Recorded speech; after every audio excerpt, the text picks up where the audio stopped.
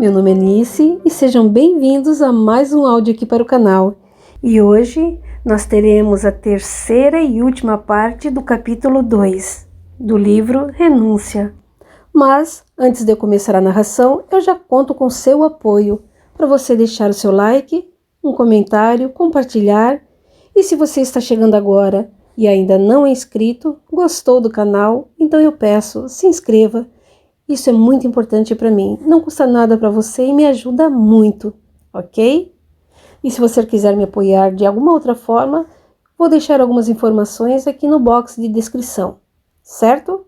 Dados os recados, vamos para a última parte do capítulo 2.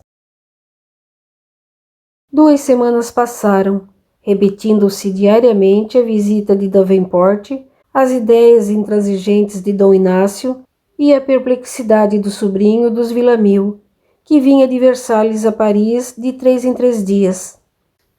O par venturoso continuou tecendo carinhosamente os fios dourados de seus sonhos de felicidade, enquanto Antero dissimulava habilmente o profundo rancor que lhe dilacerava o espírito.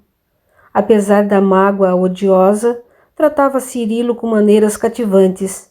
No íntimo, detestava o rival, que lhe triturava devagarinho as esperanças. No entanto, buscava conquistar-lhe a confiança, intencionalmente maquinando projetos sutis e terríveis vingança a seu tempo. O próprio Cirilo estava surpreso. A amizade que Antero de Oviedo lhe demonstrava era mais um obstáculo transposto. A certeza de que o companheiro de infância de Madalena lhe compreendera os propósitos sinceros constituía fonte de tranquilidade para o seu coração. Andava por isso mesmo plenamente satisfeito. Respirava os ares de Paris a longos haustos. O serviço diuturno fizera-se-lhe leve e doce. O novo estado de espírito descortinava-lhe profundos horizontes no entendimento justo da vida. Aguardava a noite ansiosamente, e quando em companhia da jovem amada, renovavam os dois os votos afetuosos, os juramentos sublimes e as promessas de eterno amor. Surgiu a ocasião em que Madalena se preocupou com a atitude da família Davenport e insistiu para que o rapaz comunicasse aos parentes de Belfast o projeto de casamento. Cirilo prometeu escrever, mas alegou que, antes mesmo da consulta aos pais, procuraria ouvir o tio Jacques, em Blois, que lhe consagrava paternal afeição desde os primeiros dias da sua vida. Mademoiselle Villamil demonstrava cuidados justos e, contudo, num espírito de resolução que lhe era característico, Cirilo considerava semelhante zelo de somenos importância, pois, ao seu ver, casar-se-ia, ainda que não obtivesse para isso a aprovação da família. Todavia, dada a insistência da jovem nas conversações confidenciais, Davenport dirigiu-se certo dia a Blois, com o fim de aconselhar-se com o tio, antes de assumir o compromisso desejado. Durante toda a viagem, Cirilo entregou-se a singulares devaneios. Susana havia muitos dias voltara de Paris para o nicho doméstico, e o rapaz lembrava o seu olhar inesquecível quando se despediram. Sua expressão traduzia um misto de frieza e dor, de ressentimento e crueldade. Por quê? Ignorava a violência das suas intenções, procurava em vão atinar com a causa da sua tristeza. Debalde procurava aproximá-la de Madalena, convidando-a a segui-lo em alguma de suas habituais visitas ao bairro de Santo Honorato. A prima recusava sempre, em termos ásperos que lhe feriam o coração. Além disso, emagrecera, tornara-se irracível. Nunca mais se aproximou da sua eleita, nem mesmo para as cortesias comuns. Em suas cogitações íntimas, ponderou mais seriamente aquele procedimento da prima. Por certo, ela dera ouvidos na infância a possíveis projetos familiares de casar-se com ele. relacionou em suas reminiscências os pequenos detalhes dos planos paternos e compadeceu-se da companheira de infância. Contudo, em breves instantes, buscou desvencilhar-se de semelhantes impressões. Afinal de contas, refletia, as inclinações da prima não passariam, por certo, de anseios transitórios da mocidade. Ela encontraria afetos novos. Era senhora de vultuoso dote. Não lhe seria difícil encontrar um partido rico que lhe pudesse satisfazer os caprichos de moça. Se possível, falar-lhe-ia pessoalmente, assegurando-lhe o penhor de sua amizade constante. Buscando desfazer-se das preocupações que não coadunavam com os seus propósitos do momento, Cirilo penetrou nas ruas da velha cidade, ansioso agora por atirar-se nos braços do fiel amigo e confiar-lhe as mais íntimas esperanças. O professor Jacques Duchesne Davenport residia em antigo parque que adquirira para a localização da sua escola, de proporções vastas, destinada à preparação de crianças de ambos os sexos, antes do acesso aos monastérios do tempo consagrados ao serviço educativo. Viúvo já de alguns anos, o bondoso amigo da infância, com a cooperação de 2 professores dedicados, ali vivia entre os meninos de Blois como se estivesse esquecido das cogitações mais fortes do mundo. Não era propriamente um velho, na expressão justa do termo. Entretanto, os fios grisalhos destacavam-se na cabeleira e as rugas povoavam-lhe o rosto, embora estivesse tão somente próximo dos 60 anos. Muito raramente dispensava a bengala, que lhe completava a afeição de patriarca junto dos petizes, e as crianças adoravam-no como a um pai. Não obstante as profundas experiências da vida que suas atitudes demonstravam, seus olhos eram vivazes e amorosos, dando a impressão de que no peito palpitava um coração de grande criança, afetuosa e compreendedora. As famílias de Blois encontravam nele um arrimo forte para a solução de todos os problemas relativos à infância. Mestre Jacques era um ponto de referência de magna importância. Em todas as classes sociais, os braçonados amavam-no pelo seu nobre entendimento das coisas práticas, e os desfavorecidos da fortuna encontravam no seu carinho fraternal a proteção prestigiosa de um benfeitor. Os padres católicos estimavam-lhe as preciosas qualidades de cooperação, e os protestantes admiravam-lhe o respeito às crenças e opiniões alheias. E no seu pequeno mundo de amigos leais e crianças amadas, Jacques Duchesne Davenport sentia-se confortado e quase feliz. Anoitecia, quando Cirilo bateu num largo portão cercado de trepadeiras e madressilvas. As árvores vetustas e acolhedoras do grande jardim faziam da paisagem um trecho de paraíso, pela sua paz ao sussurro do vento leve. A casa, muito antiga, dava ideia de vasta mansão de repouso, no seio da tarde amiga. Susana veio atender prestemente, e não pôde disfarçar a surpresa com a chegada do primo, sem aviso prévio. Entretanto, longe de perder sua afeição voluntariosa, cumprimentou-o quase friamente, conduzindo-o ao interior e abstendo-se das expansões afetivas com que o recebia de outras vezes. O mesmo não aconteceu, porém, lá dentro, onde Jacques abraçou o sobrinho, transbordante de alegria. O velho educador quase carregou Cirilo nos braços, como se recebesse a mais adorada de suas crianças no caminho da vida. Como te demoraste, meu filho? Há muitos dias te procuro debalde entre todos os cavaleiros que passam por Blois. Cirilo sensibilizava-se profundamente com tais expressões de carinho. Em doce aconchego familiar, jantaram juntos.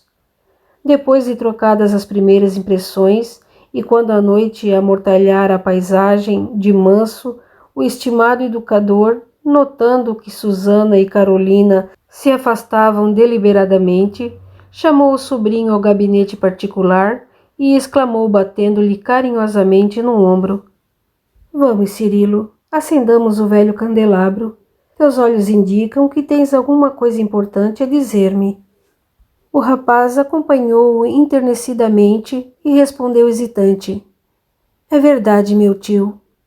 Sentados em poltronas confortáveis, junto de ampla janela que lhes descortinava o céu pontilhado de estrelas, foi Jacques quem iniciou a palestra, dizendo ao rapaz das novas impressões que nutria a seu respeito.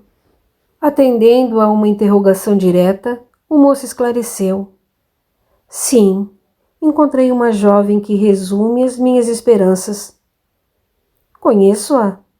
Interrogou-o afetuoso. É Madalena Villamil. Ah, muito bem. Ainda nisso, as nossas afinidades se mantiveram e as tuas inclinações me alegram a alma. Conhecia-a quando de sua visita ao antigo palácio de Luís XII, e isso bastou para que a estimasse infinitamente. Como tudo isso é interessante, meu filho.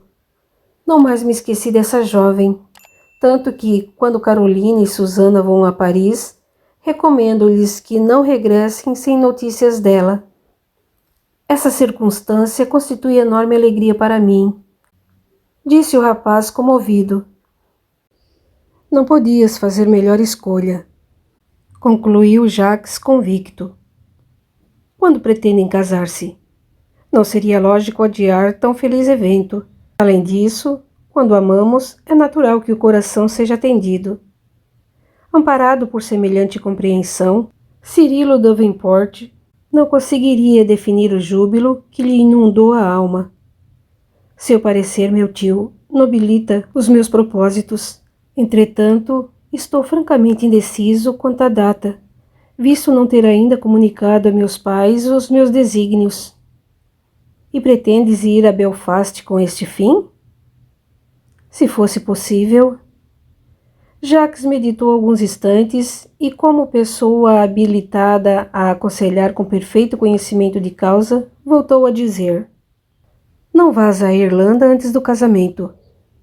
Por quê? Indagou Cirilo um tanto surpreso. Não estou fazendo apologia da desobediência ou da anarquia familiar, mas recordo meu casamento e não posso deixar-te ao desamparo. Em nossa ilha, costuma-se colocar o interesse acima das inclinações naturais. Quando conheci Felícia, a santa companheira que me aguarda no céu, nossos parentes moveram-me guerra permanente, e foi-me indispensável um ato de força para desposá-la. Se fores a Belfast, começarão a malsinar tua escolha, e cada amigo envenenará teu espírito com superstições descabidas. Serás flechado de tantos apelos estranhos, entre missas e promessas, que talvez fiques por lá, carregando para sempre um sonho morto. Samuel permanece distante de nossa compreensão da vida. Tua mãe é sensível e amorosa, mas está presa aos excessos devocionais. Teus irmãos são afetuosos, mas são espíritos muito irrequietos. Talvez a isso devam a difícil situação em que se encontram. Como proceder, então? Escreverei a teu pai dizendo que há muito me incumbiste de pleitear a devida permissão, mas, devido a trabalhos imperiosos, protelei o assunto, obrigando-o a assumir comigo o compromisso de anuir os teus desejos, e explicando que a futura nora é minha filha do coração. Samuel, naturalmente, ficará preocupado a princípio, mas cederá satisfeito, estou certo. Quanto à adesão de tua mãe, sabemos por antecipação que estará de acordo conosco em todos os sentidos. Cirilo estava tão contente que não sabia como agradecer. E não te detenhas em conjecturas inúteis, continuou o bondoso educador. Madalena é digna de teus carinhos e ambos serão meus filhos, com a obrigação de povoar de netos a minha estrada, para que não me falte um raio de luz na noite da decrepitude, que todos os homens devem esperar. No gabinete, que se atulhava de cadernos e livros esparsos, Havia uma atmosfera de felicidade indefinível.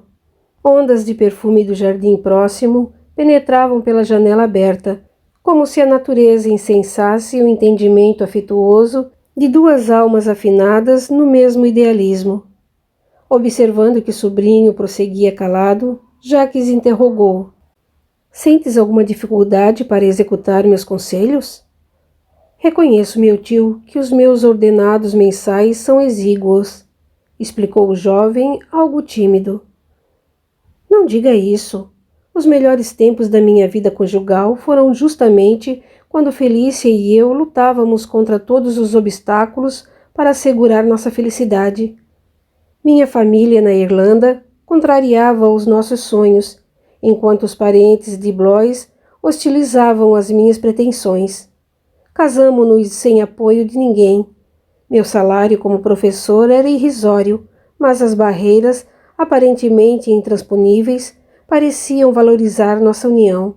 Com as lutas intensas de cada dia, as horas de convivência doméstica tornavam-se mais preciosas. No entanto, meu filho, quando Felícia me compeliu a vir para este país, onde nos esperava a valiosa herança deixada por sua mãe, o júbilo perfeito pareceu fugir do alcance de nossas mãos. A vida de Blois tornou-se muito diferente da de Belfast. Na Irlanda possuíamos um ninho, na França encontramos uma casa. No ninho vivíamos de amor e paz. Na casa, a existência obedeceu a imposições dos cuidados numerosos pelas muitas convenções sociais. Não quero dizer com isso que as casas sejam organizações dispensáveis, e sim que devem ser ninhos simples e acolhedores, onde cada momento da família experimente a tranquilidade devida. Minha pobre Felícia, porém, não soube resistir ao peso do bem-estar e fomos finalmente menos felizes, desde que as posses de Blois nos compeliram a numerosos esforços de manutenção e defesa. Minhas filhas, habituadas de início à simplicidade, cresceram entre exigências de toda sorte. Susana é um coração inquieto, insatisfeito, resistindo sempre aos meus paternais conselhos. E Carolina, contra as minhas tendências, vai casar-se por simples questão de dinheiro com o senhor de Nemours. Mas que fazer? Minha inolvidável companheira acreditou mais na sociedade humana que nas leis simples da vida, e a sua ansiedade segregou as pequenas do nosso antigo ideal. Jacques Davenport pareceu meditar um minuto, deixando perceber que voltava em espírito aos tempos da sua mocidade distante. Depois de prolongado silêncio, como que despertando de profunda divagação, interrogou: Compreendestes? Sim, meu tio, e agradeço a preciosidade dos seus ensinamentos. No entanto, a considerar que Madalena descende de fidalgos, enquanto que eu sou muito pobre. Pobre? Tornou o educador sorridente e otimista. Convém manter acima da classificação comum de pobres e ricos a tábua de valores reais, que define os homens como trabalhadores ou ociosos. Há indigentes no seio de tesouros inapreciáveis e pessoas a de reduzidos recursos financeiros, singularmente ricas de esperança e de ideal. Por isso, meu filho, o perigo está em que o homem seja ocioso. Quem trabalha deve esperar sempre o melhor, mas quem perde o tempo alcançará a miséria. Os ensinamentos do bondoso velho caíam na alma do rapaz como um bálsamo. Atentando no efeito benéfico dos seus conceitos, Jacques continuou: O trabalhador possui o tesouro da paz de cada dia. O ocioso encontra em cada noite o padecimento da insatisfação. Um vive na claridade da esperança, outro na tormenta da ambição. Uma casa sem lacaios é um refúgio de repouso espiritual nesses tempos de devastidão. Muitas vezes, o homem que dispõe de muitos servos paga-lhes por supostos serviços, mas o que recebe, em verdade, é calúnia e ingratidão. Cirilo, radiante ao ouvir tão sábios conceitos, exclamou: Suas palavras, meu tio, confortam-me profundamente. Sendo assim, declaremos guerra às reticências. Atalhou ele bondosamente. Já que não és ocioso, podes casar quando bem quiseres. E como se fizesse uma conta mental, após pequena pausa, acentuou. Os esponsais de Carolina estão marcados para novembro próximo. Debalde, tentei induzi-la a fixá-los para o Natal. Desse modo, Cirilo, designaremos tuas núpcias para o futuro 25 de dezembro. Tão perto? Perguntou o moço muito admirado. Isso é quase impossível, pois nem mesmo solicitei aos pais de Madalena o necessário consentimento. Estou convencido de que hão de ceder para a felicidade da filha. Mas as providências indispensáveis serão atendidas, murmurou o tio com significativo contentamento. Guardo-te 2.000 escudos, a título de cooperação afetuosa no teu sonho de amor. O jovem Davenport estava repleto de júbilo, mas, depois de pensar alguns momentos, advertiu. Meu tio, tanta generosidade é demais. Contento-me com o seu apoio moral, porque, relativamente ao auxílio material, minhas primas seriam capazes de opor alguma objeção. Não des guarida a tais desconfianças. Deus me livre de contender com a família por questões de dinheiro. Quando Felícia morreu, renunciei espontaneamente a todos os direitos que me competiam em favor das filhas, que dividiram entre si a legítima materna. Apenas desejei ficar com a minha liberdade e com a minha escola. A contribuição, portanto, é de meu próprio pecúlio, e não temos nenhuma satisfação que dar a Susana ou Carolina. O jovem não cabia em si de contente. A oferta preciosa vinha solucionar o melindroso problema econômico que o perturbava. Não queria casar-se sem uma base de recursos a cultivar. Supinamente reconhecido, tomou a destra do tio, apertou-a com carinho e exclamou: Não sei como traduzir minha gratidão. Ora essa, nem eu desejo que te perturbes por manifestar reconhecimento. Acreditas acaso que o dinheiro seja definitiva propriedade nossa? Todo o cabedal financeiro é de Deus, que o distribui consoante as necessidades de cada um, por intermédio dos próprios homens. A palestra afetuosa entrou pela noite adentro, até que um velho relógio bateu às 11 horas. Jacques lembrou que necessitava da sua beberagem habitual para o estômago, e o sobrinho se despediu agradecido e venturoso. Meu tio, dormirei hoje um dos sonos mais tranquilos de minha vida. E devo-lo-ás só a Deus, exclamou o generoso amigo, afastando-se ao toque-toque da bengala, como a dispensar o rapaz de novos agradecimentos. Enquanto Cirilo se recolhia, ditoso, ao quarto de dormir, Jacques foi abordado por Susana em copioso pranto, quando buscava o remédio da noite no velho armário da copa.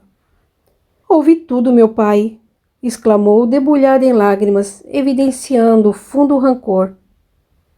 Mas de que se trata? Que ouviste? Suas combinações com Cirilo. E por que não foste participar da nossa conversação no gabinete? Indagou o genitor, muito admirado. Tratávamos, porventura, de assuntos secretos que justificassem a curiosidade de alguém atrás das portas? A moça não respondeu, limitando-se a soluçar convulsivamente. Mas que justifica tudo isso, minha filha? Obtemperou o bondoso velho abraçando-a.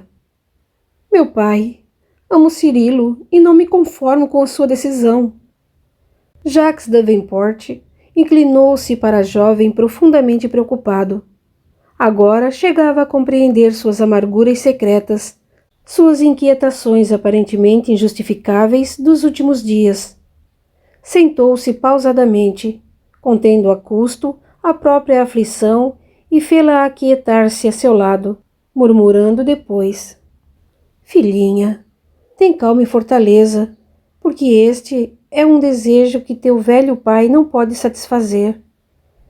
e o amoroso Jacques, com o seu espírito eminentemente conciliador, fez-lhe ver a necessidade de retificar as inclinações afetuosas, falando longamente da delicadeza da situação, salientando a escolha do sobrinho e os méritos inegáveis de Madalena Villamil. Desenganada em seus dissabores cruéis, Susana reprimia com dificuldade as expressões de ironia e ciúme que lhe explodiam no coração. Diante do amoroso pai, a cujo espírito se sentia ligada por irresistível magnetismo, não fazia mais que chorar comovedoramente, ansiosa por desabafar um misto de cólera e angústia que lhe empolgava a alma caprichosa. O genitor carinhoso, reconhecendo que a filha lhe ponderava as palavras em silêncio, prosseguiu nos conselhos. Não desesperes. O coração tem 1000 caminhos para a felicidade, quando procuramos aceitar a vontade de Deus. E por tudo que temos de sagrado, não demonstres rancor à escolhida de teu primo. Precisas compreender que a resolução de Cirilo é respeitável e que Madalena é também minha filha pelos laços divinos do espírito. Naturalmente que em seu noivado estarão nesta casa, quando se verificarem as solenidades do próximo consórcio de tua irmã. E eu espero, Susana, que a educação recebida no lar te confira comedimento às atitudes. Há ocasiões em que precisamos esmagar os sentimentos cultivados com excessivo carinho na precipitação das expectativas injustas. A jovem desejava apresentar furiosas objeções, desacatar o pai muito amigo pela primeira vez. Continha-se, todavia, com esforço imenso, mordendo os lábios em fúria e dando a impressão de que soluçava de dor infinita, sem qualquer outro sentimento menos digno. Sinceramente condoído daquelas lágrimas, Jacques considerou. Avalio tua mágoa, e contudo, seria falta grave aplaudir-te. Procura afagar outros sonhos, renova os pensamentos. Acredito que tuas inclinações não podem obedecer senão a caprichos procedentes da infância. Meu pai, não mais poderei ser feliz, disse no auge da desesperação. Só os criminosos podem assim falar, acrescentou o genitor sempre melífluo. Não tenho forças para assistir às núpcias de Cirilo, continuava Susana enxugando as lágrimas. O velho professor contemplou-a compungidamente e redarguiu depois de um minuto de meditação. Fortalece tua vontade enfraquecida. Após o casamento de Carolina, poderás espairecer na Irlanda por alguns meses. Retemperás as energias na paisagem da tua infância, e acredito que a providência ser-te-á imensamente benéfica ao coração. A época será imprópria para a viagem, mas eu permito que satisfaças semelhante desejo. Encontraremos embarcação e companhia adequada. Por hoje, minha filha, recolhe-te à paz da noite e não chores mais. Tua desesperação não é justa, e deves rogar a Deus que te conceda a cura da enfermidade espiritual que te atormenta a alma inquieta. Susana quis revidar asperamente, declarar que semelhantes afirmativas a humilhavam em excesso, mas dissimulou a cólera, calou-se e obedeceu em silêncio. Quando a viu retirar-se, o pai carinhoso levou a destra ao peito, tentando aliviar o sofrimento íntimo, em face da angustiosa revelação da filha, e demandou a alcova silenciosa, sem conseguir explicar o triste pressentimento que lhe travava o coração. No dia seguinte, Cirilo regressou a Paris, transbordando esperanças. Se o tio bem lhe orientara o espírito quanto ao que lhe competia fazer, ele melhor executou seus conselhos. Depois de dividir com Madalena o júbilo que o empolgava, dirigiu cerimoniosa carta a Dom Inácio Villamil e esposa, expondo as suas pretensões. A nova produziu grande sensação na vivenda de Santo Honorato. Os pais de Madalena não esperavam semelhante surpresa. Cuidadosamente sondaram o espírito da filha, verificando-lhe a aquiescência e a resolução no cometimento que conduzia com a sua felicidade futura. Entretanto, havia alguma coisa a considerar e que representava amargo aborrecimento para os velhos fidalgos. Era o implícito compromisso familiar com Antero de Oviedo.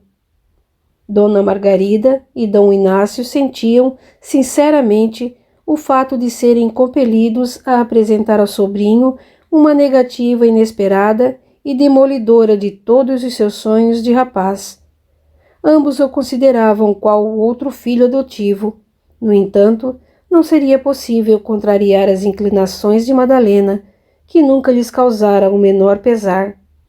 Altamente preocupados, os bondosos velhos esperaram a primeira oportunidade para conversarem a sós com o sobrinho, o que se verificou 2 dias após o recebimento da carta de Cirilo.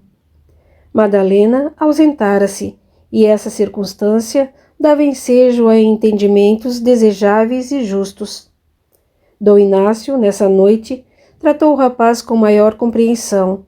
Não sabendo como abordar o assunto, Dona Margarida, muito carinhosa, observando que o marido titubeava e vacilava, fixou os olhos serenos no sobrinho e falou: Meu filho, hoje temos uma notícia a dar-te.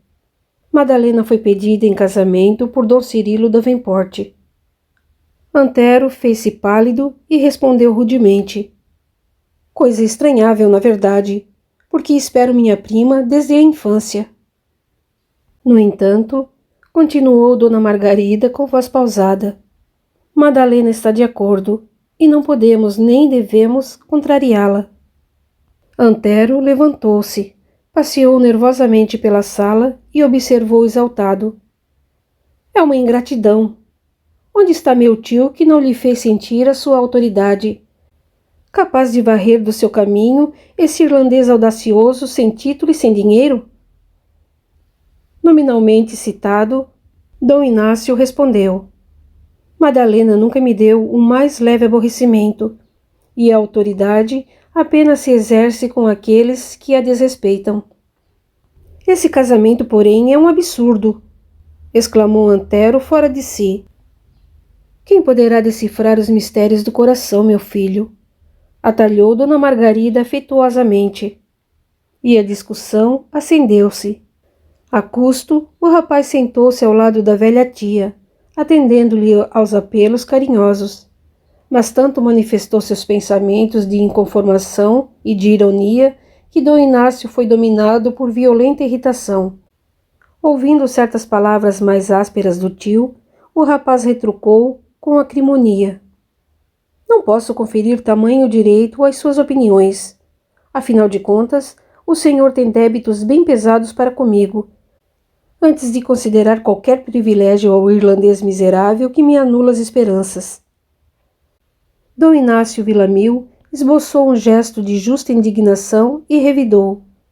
Sei que te devo dinheiro, mas não desconheces que nos deves os cuidados da educação. Supões acaso que te criaste em nossa casa a poder de brisas e votos brilhantes? Se reclamas aquilo que te devo em escudos, como te poderia pagar com as coisas privativas do coração de minha família? O rapaz recebeu a reprimenda ríspida, mal se contendo para não agredir o velho tutor, que lhe falava e gesticulava grandemente irritado. A boa senhora, todavia, interveio amorosa, e como o sobrinho chorasse de raiva, tomou-lhe as mãos com muito carinho e procurou consolá-lo. Não te encolerizes, Antero. És nosso filho pelo coração, antes de tudo. Considera, pois, que Madalena é tua irmã. Poderias estimá-la tão somente a título de esposa? Recorda que não podemos dispensar tua afetuosa companhia. Quem nos há confortado o coração em tempos tão duros de provação e de esperanças desfeitas? Não guardes rancor. Modifica os sentimentos a respeito de tua irmã. Há de surgir, por certo, em teu caminho, um matrimônio feliz. És moço ativo, trabalhador. Não te faltará uma noiva carinhosa que enche o teu caminho de luzes novas. Tudo será uma questão de tempo e boa vontade. O rapaz, apesar da paixão doentia que lhe enchia o cérebro de odiosas preocupações, Amava singularmente a velha tia, a única alma que lhe havia proporcionado na orfandade carinhos e afagos maternais. Ouvindo-a, desabafou. Não podia saber se chorava de amargura ou de despeito, mas fosse como fosse, aquele pranto convulsivo aliviava-lhe o coração. Dom Inácio lançou ao sobrinho um olhar de ironia e, depois de um gesto de enfado, abandonou a sala, enquanto Dona Margarida continuava, olhos também marejados de pranto. Desanuvia o espírito, meu filho. Insisto para que continues junto de nós. Pediremos a Dom Cirilo que resida nessa casa após o consórcio, e quando te resolvas a organizar tua casa, permanecerás igualmente em nossa companhia, até que me feches os olhos para sempre. Se Deus me der vida, Antero, consagrarei minha velhice aos teus filhinhos, que serão meus netos pelo coração. Acostuma-te, pois, a encarar Madalena de outro modo. Não odeies Dom Cirilo, a quem seus sonhos de moça elegeram um noivo amado neste mundo. Não será melhor que se unam e vivam juntos de mim, como irmãos carinhosos e dedicados? Além do mais, é indispensável consideres em tudo a execução dos desígnios santos de Deus. Naturalmente que a tua felicidade não será esquecida pelo céu. Rogarei ao Altíssimo que te conceda uma esposa devotada e afetuosa, a fim de que mais tarde possa eu acariciar os teus filhinhos em cada dia. Ante aquelas manifestações carinhosas, Antero pareceu lavar o coração, expulsando para longe do espírito as mágoas mais fortes. Contudo, no recesso do ser guardava rancor indefinível e profundo, que lhe arruinaria a existência. Sentia-se sem forças para alijar a figura da prima do quadro das idealizações mais íntimas. Conformar-se-ia com o inevitável, mas não renunciaria aos seus desejos. Dona Margarida repetia os conceitos carinhosos, que lhe caíam na alma como anestésicos suaves, mas, à medida que enxugava os olhos, ele recolhia no âmago do espírito propósitos de vingança, como venenos sutis. Depois de largos minutos de meditação, tinha os olhos fixos, como alucinados por ideia terrível. Permaneceria assim, junto da velha tia, cuja afeição o preparara na vida com infinita ternura, mas sentia-se inclinado a disputar Madalena até ao fim de seus dias. Recordava rancorosamente as observações frias e ásperas do tio, e refletiu que Dom Inácio lhe pagaria as objeções, a seu ver, audaciosas e ingratas. Não lhe cobraria os débitos contraídos com ele próprio. Mas o velho fidalgo tinha outros credores, cujos títulos ele endossara, confiadamente. Buscaria, desse modo, retirar as garantias dadas, logo que julgasse a medida oportuna. Quanto ao atrevido Davenport, esse teria de experimentar cedo ou tarde o peso de sua vindita cruel. O tortuoso caminho do mundo estava cheio de surpresas. Conservar-se-ia ao lado da prima, qual sentinela, sem repouso. O afeto que lhe votava, ao seu ver, não admitia condenáveis substituições. Continuaria amando-a por toda a vida. Não podia pensar noutra mulher que lhe tomasse o lugar no coração. Quem adivinharia o futuro? Madalena poderia não casar, e se o fizesse, era possível que sobrevivesse o desencanto conjugal, ou que enviuvasse algum dia. Se tal acontecesse, estaria, pois, a seu lado, a fim de lhe atender ao primeiro sinal. Após o incidente doméstico, dissimulou com habilidade o odioso rancor que lhe anuviava o espírito. Pareceu resignado com a marcha dos acontecimentos. Cirilo e Madalena estavam longe de pensar nas maquinações sombrias do primo, que lhes presenciava o romance de amor entre sorrisos indefiníveis e complacentes. E as semanas corriam formosas e calmas, enfeitadas de projetos deliciosos para o porvir. Susana, por sua vez, em virtude da influência paterna, ocultou o ódio mortal que lhe intoxicava o coração, e nas festividades com que foi solenizado o casamento de Carolina, na pacata cidade de Blois, procurou reaproximar-se de Madalena, com hipocrisia surpreendente. No baile, exibira preciosa fantasia, tranquilizando o velho Jacques pelo ruidoso prazer e acolhimento carinhoso que dispensava aos noivos, vindo de Paris. Tudo, afinal, parecia concorrer para a felicidade dos jovens, que não cabiam em si de contentamento e esperança.